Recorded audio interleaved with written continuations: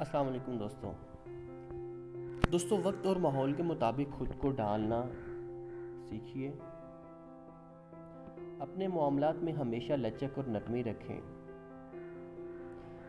جب آپ ہر کسی کے ساتھ ایک جیسا رویہ رکھیں گے تو لوگ آپ کو چھوڑتے چلے جائیں گے اور آپ تنہائی کا شکار ہو جائیں گے.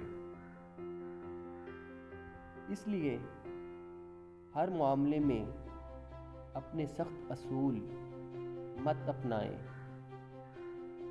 وقت اور حالات کے مطابق جو لوگ اپنے رویے نہیں بدلتے بہت جلد ٹوٹ جاتے ہیں.